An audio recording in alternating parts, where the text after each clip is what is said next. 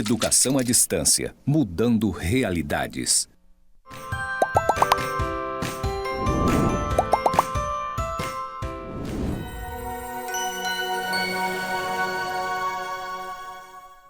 Saudações, pessoas! Sejam bem-vindos aos cursos do Instituto Federal de Educação, Ciência e Tecnologia de Rondônia, o IFRO Campus Porto Velho, Zona Norte. Você está na Educação à Distância.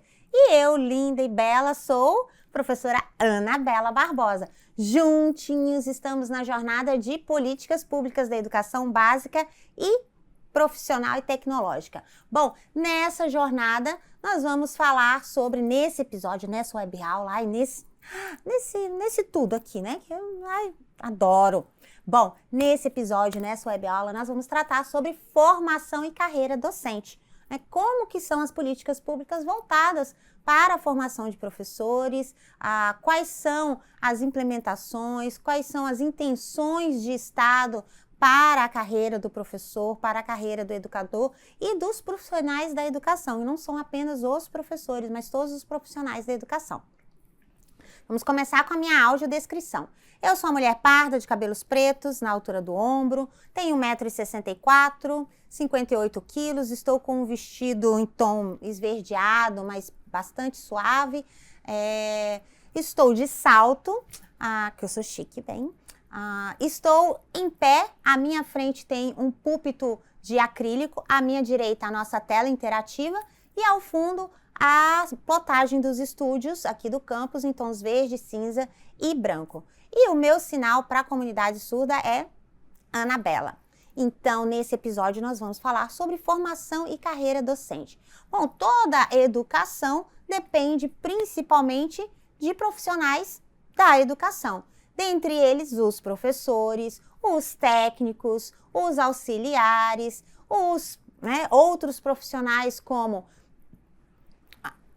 a merendeira, ou o profissional da alimentação escolar, ou o profissional que acompanha o pátio, que são os técnicos, os profissionais que trabalham na secretaria, tanto na secretaria da escola quanto nas secretarias de educação, e uma gama de profissionais que constitui esse enredo que a gente chama de educação. Então, para esses profissionais, não apenas para professores, há a necessidade de se estabelecer uma carreira. O que é uma carreira? Então, ao ingressar,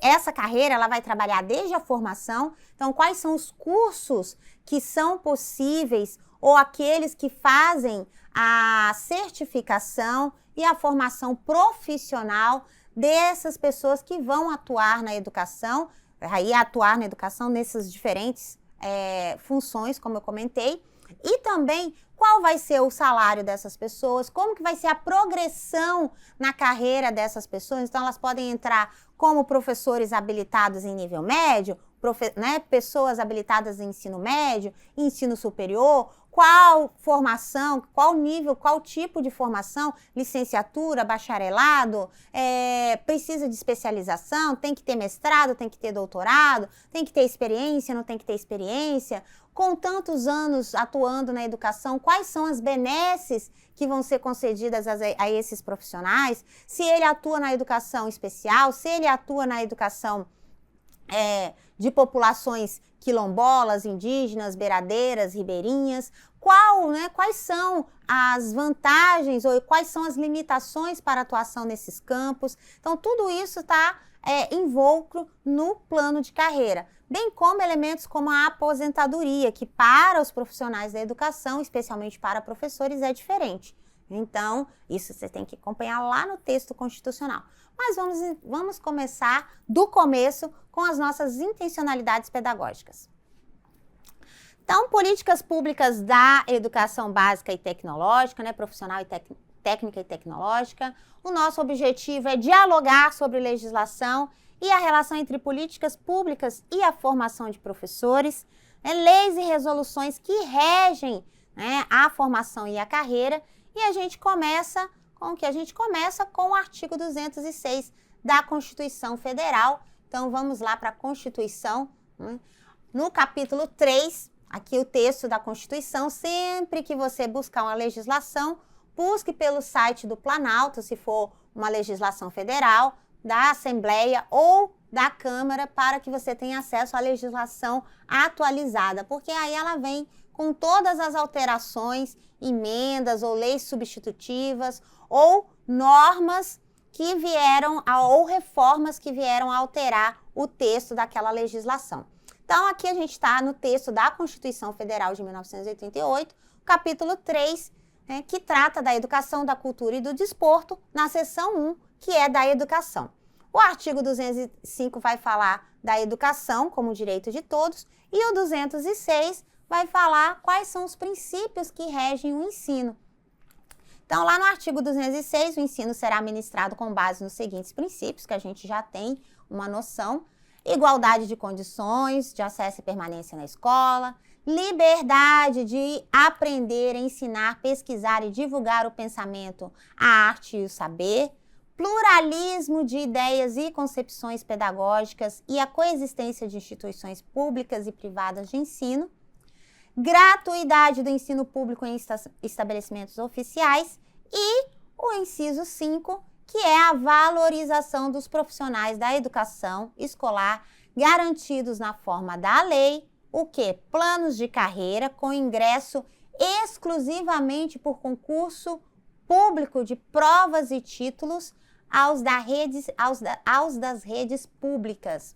Então, aí a gente ainda tem o inciso 8, que vai falar do piso salarial, né? O piso salarial profissional nacional para os profissionais da educação pública nos termos da lei federal. Então, isso foi incluído pela Emenda Constitucional 53 e a valorização também foi alterada pela Emenda Constitucional 53.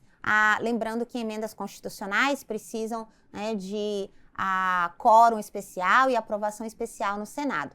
Então, não é qualquer mudança que a Constituição aceita. Mas essas foram demandadas, e aí a gente vem aqui da importância da participação e da representação da população na luta pelos direitos previstos, né, na nossa Carta Maior. Então, a educação nacional, ela está prevista, né, a valorização do profissional da educação tem ancoragem lá na Constituição Federal, que é a nossa maior legislação. Então, primeiro está lá em cima a Constituição Federal e dela emana todas as demais legislações, tanto que nenhuma delas, em nenhum nível abaixo, pode ser contrário ao que está previsto na Constituição por vício de inconstitucionalidade, aí não tem validade, não tem aplicação, tem que ser revogado. Então, a Constituição prevê, no artigo 206, a valorização dos profissionais por meio de planos de carreira. Os planos de carreira, eles vão ser elaborados via lei, projeto de lei, por legislação, não é diretriz, não é normativa, não é portaria, é lei, né? Lei federal, lei estadual, e essas leis, elas vão ser, cada ente federado vai elaborar essas leis dos planos de carreira, dos seus respectivos planos de carreira do sistema de educação. Então, vai ter um plano de carreira para os profissionais da educação municipal, para os profissionais da educação estadual e para os profissionais que são da rede federal. Então, cada um dos entes vai elaborar os seus respectivos planos de carreira. E aí, dentro dos planos de carreira, vão ter o quê? Vão ter a previsão de carga horária de trabalho, se vai ser 20 horas, se vai ser 40 horas, se vai ser dedicação exclusiva. O que é dedicação exclusiva, professora? Bom, alguns, né? Aí há algumas más línguas por aí que contam que né? Você é um professor ou um profissional DE, né? DE, que é dedicação exclusiva, não dedicação escrava. Ai, meu Deus, que palavra forte. Não é bem assim, né? Mas são as brincadeiras à parte. A dedicação exclusiva é uma política pública no sentido de que esse profissional vai ter tanto o salário quanto as condições de trabalho em uma única instituição, para ele não precisar de ter que atuar em várias instituições para garantir aí o seu salário, digamos assim, né, a sua remuneração, porque não é com base em salário a remuneração do professor. A remuneração do professor não é alinhada ao salário mínimo, então ela tem uma remuneração especial, específica, diferenciada, calculada com base no piso definido pelo governo federal e que é defendido no Fundeb, no Fundo de Desenvolvimento da Educação Básica, e os municípios, estados não podem pagar a quem, ou não deveriam pagar a quem do que é estipulado nesse piso, tá? Justamente para garantir a qualidade e garantir a valorização desses profissionais em nível nacional. Então, dentro do texto da Constituição, a gente tem essa previsão. Depois, a gente tem, que é a valorização dos profissionais e ingresso por concurso público. Então, para a rede estadual, o ingresso tem que ser, para a rede pública, tem que ser via concurso público. E a gente vai para o texto da LDB, a LDB, no título 6 dos profissionais da educação, vai prever no artigo 61 o quê? O que são esses profissionais? Então, a Constituição falou para os profissionais da educação. A LDB, que é menor que a Constituição, mas que regulamenta o artigo 206, vai informar o que são esses profissionais da educação. Então, quem são os profissionais da educação? São profissionais da educação, todos que nela, estando em efetivo exercício e tendo sido formados em cursos reconhecidos. Quais sejam? Inciso 1. Professores habilitados em nível médio ou superior para a docência na educação infantil e nos anos iniciais do ensino fundamental. A gente já volta aqui. Inciso 2. Trabalhadores em educação, portadores de diploma de pedagogia, com habilitação em administração, planejamento, supervisão, inspeção, orientação educacional, bem como com títulos de mestrado ou doutorado nas mesmas áreas. Inciso 3. Trabalhadores em educação, portadores de diploma de curso técnico ou superior em área pedagógica ou afim. Então, por exemplo, psicólogos, auxiliares, técnicos em alimentação escolar. Inciso 4, profissionais com notório saber reconhecidos pelos respectivos sistemas de ensino para ministrar conteúdos de áreas afins à sua formação e experiência profissional, atestados por titulação específica, com prática de ensino em unidades educacionais da rede pública ou privada e corporações. Muito discutido esse inciso 4, porque não há um sistema de reconhecimento desses saberes de notório saber. Inciso 5, profissionais graduados que tenham feito complementação pedagógica, conforme disposto pelo Conselho Nacional de Educação, CNE, e nesse quesito, qual que é a complementação pedagógica. Então, por exemplo, você tem um profissional que ele fez informática, ele é bacharel em informática, ele não é licenciado em informática. Então, para atuar, a formação básica é licenciatura, porque o curso prevê a parte pedagógica, a parte do ensino e da aprendizagem, dentro da matriz curricular, os componentes que vão mediar o processo de formação, que tratam do desenvolvimento da criança, do adolescente, do adulto, os processos de aprendizagem, os processos de avaliação, currículo, políticas públicas para a educação. Então, isso está previsto em licenciaturas. Para atuar na educação, preferencialmente que sejam licenciados, licenciatura em matemática para lecionar matemática e assim as demais áreas, licenciatura em química, em história, em geografia. Então, digamos que tem uma pessoa que fez um bacharelado em informática e que agora a escola ou aquela rede pública está querendo instalar laboratórios de informática.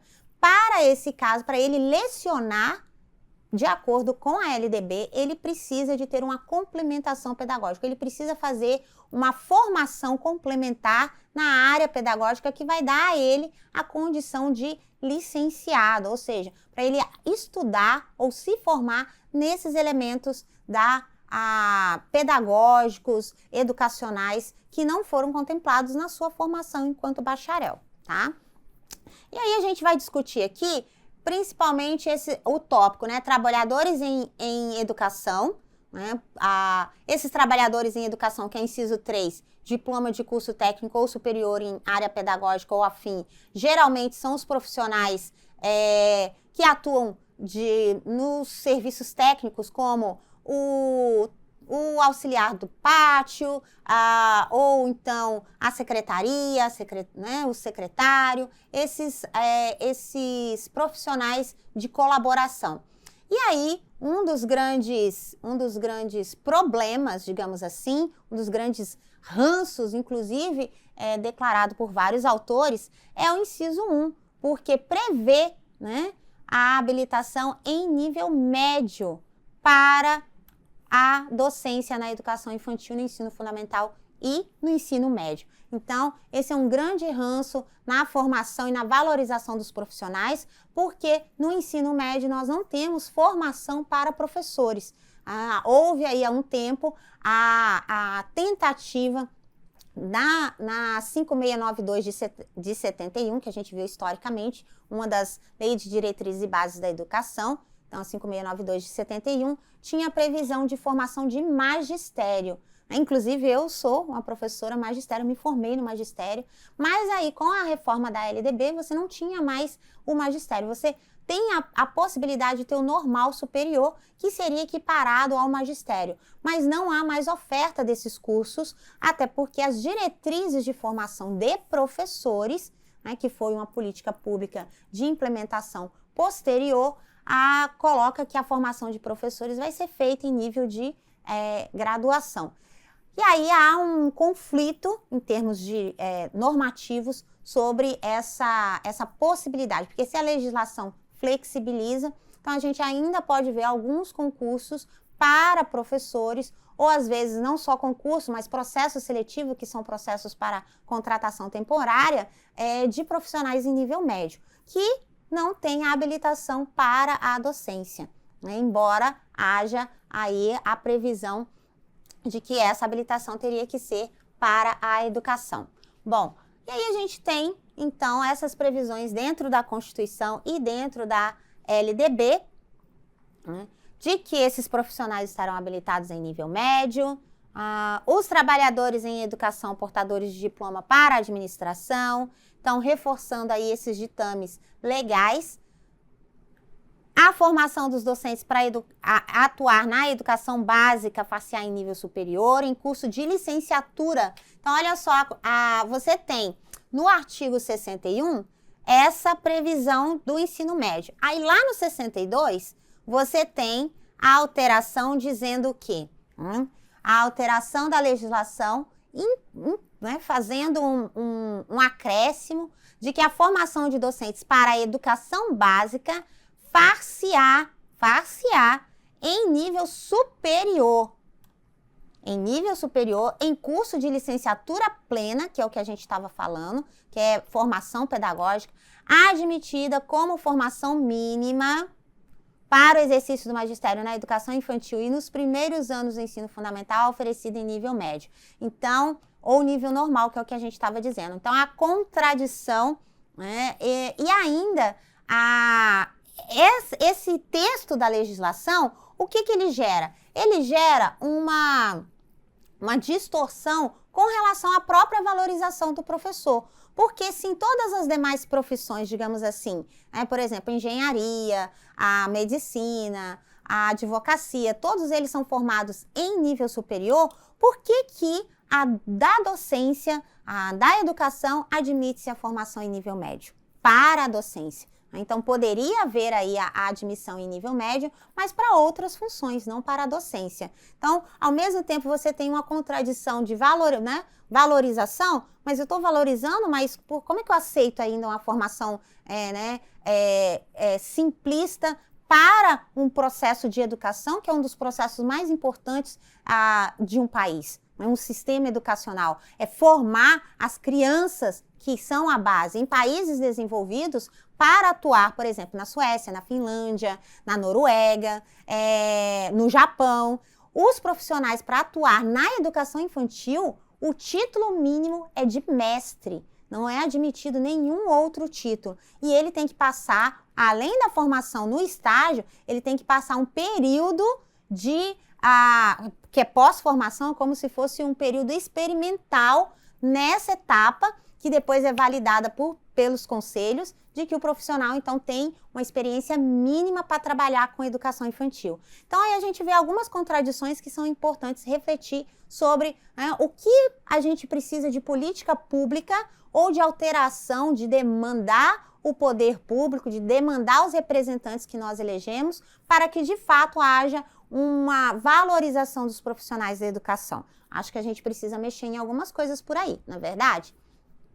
Bom, e seguindo reto toda a vida, a gente tem que os sistemas de ensino promoverão a valorização dos profissionais, assegurando-lhes, inclusive, nos termos dos estatutos e dos planos de carreira do magistério público, o quê? Tem alguns princípios previstos no artigo 67. Ingresso exclusivamente por concurso público de provas e títulos, a gente está falando da rede pública, aperfeiçoamento profissional continuado, inclusive com licenciamento periódico remunerado para esse fim, e piso salário profissional. O que é licenciamento periódico para esse fim? Significa que quando houver o ingresso de um profissional em um curso de pós-graduação, uma especialização, ou em um curso de mestrado, de doutorado, esse profissional, esses cursos, eles demandam uma carga horária. Então, se o professor estiver fazendo esses cursos, ele tem a garantia de ser liberado, ou seja, uma dispensa da sua carga horária para ele poder estudar. Então, se ele vai fazer uma especialização, se ele vai fazer um mestrado, vai fazer um doutorado, ele tem o direito de ter a dispensa da sua carga horária para fazer esses cursos. Por quê? Por que, professora, que tem que ter a dispensa? Bom, essa é uma política de valorização. Só que aí está previsto no texto da LDB, só que aí tem que ser regulamentado no município e no estado. E na rede privada também tem que ter lá no contrato, no programa, no regimento da escola, tem que ter essas previsões para que haja validade. O que acontece? Quando o profissional, aí eu falando de profissional da educação como um todo, quando o profissional sai dispensado da sua carga horária para fazer uma formação, só tem benefícios. Porque o profissional vai fazer atualização, ele vai participar de discussões sobre novas formas de estratégias de aprendizagem, de avaliação, práticas de ensino, organização curricular. E isso vai trazer o quê? Isso vai trazer qualidade para a oferta de ensino naquela rede, naquela escola. Aquele profissional, inclusive, ele vai ser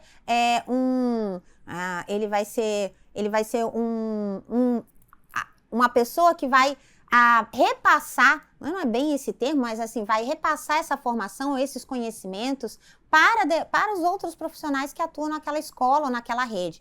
Então, um dos motivos de garantir a liberação da dispensa da carga horária para o estudo é justamente essa, como é que você vai, né? Se você, por exemplo, é um profissional, você trabalha 40 horas, vai sobrar, né? Que tempo para você estudar, para você se organizar, para você participar das formações, das leituras, dos trabalhos, etc. Então, essa é uma previsão no texto da LDB.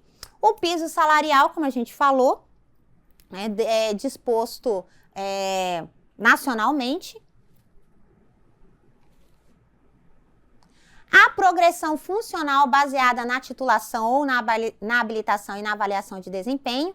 Período reservado a estudos, planejamento e avaliação, incluído na carga horária, condições adequadas de trabalho. Bom, o inciso 4 e o inciso 5, a progressão funcional, ela vai ser o plano de carreira. Então, por exemplo, a cada 2 anos haverá uma progressão, ou seja, haverá um acréscimo na remuneração do professor, considerando esse tempo de dedicação a esse trabalho. E aí esse acréscimo, ele é relativo, depende de cada esfera, depende de cada sistema, tá? Ou a cada 2 anos, ou a cada 3 anos, ou a cada 5 anos. Então, mas aí a progressão funcional pode se dar por tempo, ou a progressão funcional pode se dar por titulação. Então, se eu ingressei na rede pública como professora licenciada e depois eu fiz uma especialização, eu apresento meu diploma de especialista e eu tenho uma progressão. Então, vai ter uma margem, uma porcentagem de acréscimo à minha remuneração decorrente desse meu estudo. Aí também é variável, depende da rede, então pode ser 10%, 15%, 20%, assim como as outras titulações, como mestre e doutor. Todas as vezes que eu fizer esse tipo de formação e apresentar o título, eu tenho um acréscimo na minha remuneração. E o período de planejamento. Isso também foi um avanço na LDB, então a gente considera a LDB como uma das legislações mais avançadas, que é garantir dentro da carga horária do professor, aqui falando especificamente do professor, o período para planejar as aulas, para fazer a avaliação dos trabalhos, para participar da administração e da gestão da escola. Isso é fundamental. Por quê? Porque senão eles estariam todas as 40 horas em sala de aula. Que hora que você planeja? Que hora que você estuda? Que hora que você concebe as estratégias pedagógicas? Então, do ponto de vista da carreira docente, você tem que ter dentro da carga horária, se você é 40 horas ou se você é 20 horas, uma carga horária reservada para essas atividades. E as condições adequadas de trabalho, essas a gente tem uma discussão social sobre isso, que são desde a infraestrutura da escola, até as condições materiais, até as condições hoje, falando de questões de segurança, questões de saúde mental para o trabalho em diferentes situações, diferentes escolas. Mas, por exemplo, dentre essas comentadas aqui, a segurança, a saúde mental, também, por exemplo, quando o profissional tem que lecionar em uma escola de difícil acesso. Né? Como que ele vai até essa escola, como ele vai se dirigir até essa escola, quanto tempo que ele vai ficar lá, como ele vai ficar lá, se ele vai ter alimentação, vai ter transporte. Então, isso implica nessas condições adequadas de trabalho. E para isso, para garantir esses princípios, são necessárias políticas públicas. Dentre essas políticas públicas, a gente vai ver lá no Plano Nacional de Educação. Cadê? Opa, aqui, né? Olha só, a meta 16, ela vai falar sobre formação, né? Formar em nível de pós-graduação, que é o que a gente está comentando. Falando de política pública, o Plano Nacional de Educação é uma política pública dos professores da educação básica para garantir a qualidade. Aí, olha só, como que está o indicador dessa meta? O percentual de professores da educação básica com pós-graduação lato sensu, que é em nível de especialização, ou estrito sensu, que é em nível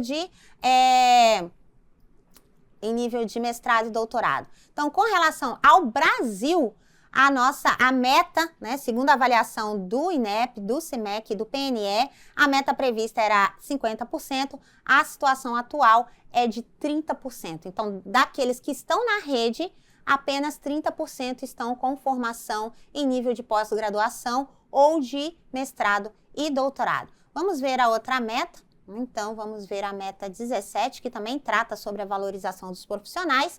E aqui diz que a meta era valorização dos profissionais do magistério, valorizar os da rede pública de forma a equiparar seu rendimento médio aos dos demais profissionais com escolaridade equivalente. O indicador da meta era a razão entre o salário médio de professores e a educação básica da rede pública e o salário médio de não professores. Então, como é que está a avaliação dessa meta? Bom, para o monitoramento do PNE, a meta prevista era 100% de equiparação, mas a gente está com 76,5% de equiparação conforme o monitoramento. Há outros dados que questionam essa realidade, né, mas aí você precisa de fontes fidedignas, oficiais, para discutir esses elementos. Mas só para provocar, né? A gente está aqui para provocar, a gente não está aqui para dar resposta.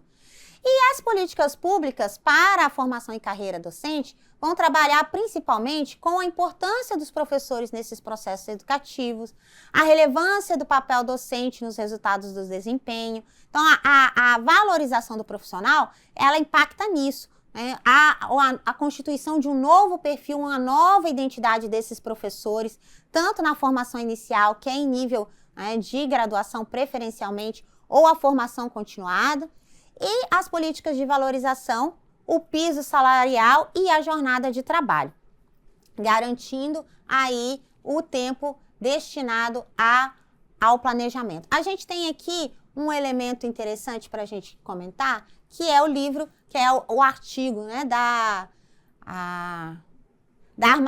Marli André e da Laurisete Fergato Passos, juntamente com a Adriana Reis, que vai discutir especificamente políticas de formação de professores no Brasil após a 93/94 de 96, que debate esses artigos que nós comentamos, o 61, o 62 e os seguintes. Então, está disponível aí no nosso ambiente virtual para você acessar, ou na internet para você acessar e fazer a leitura, em que a gente vai ler aqui o resumo para vocês, né? O resumo de um artigo é sempre um convite a ler o material. Então, o que está predizendo aqui? Então, a predição aqui é de que o presente artigo, vamos fazer a leitura aqui, o presente artigo busca o quê? Busca analisar os documentos elaborados em âmbito federal que orientam a formação de professores no Brasil a partir da promulgação da LDB e da resolução de 2015, que já foi alterada, incluídas as recentes revisões e atualizações dessa resolução, feitas pelo Conselho Nacional de Educação em 2019.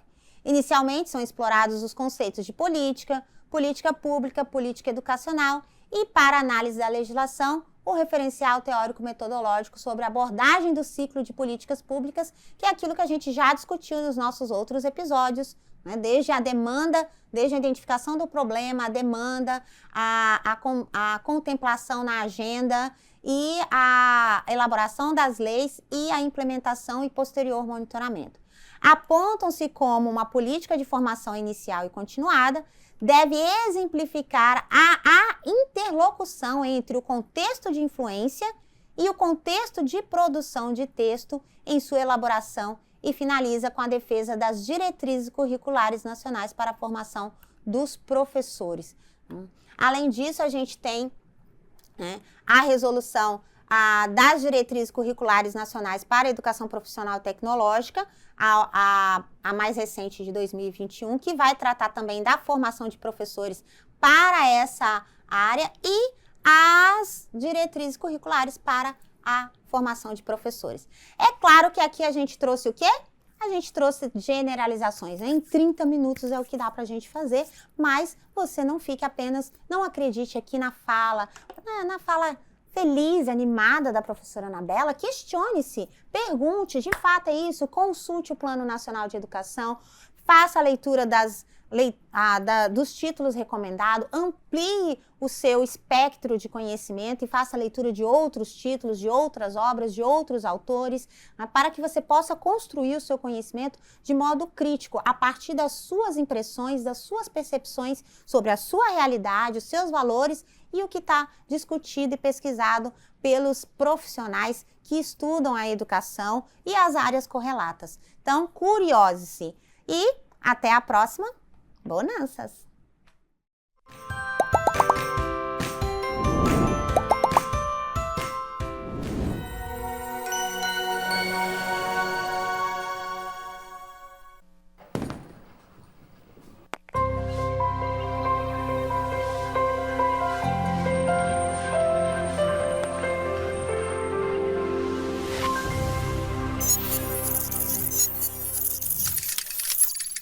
Educação à distância, mudando realidades.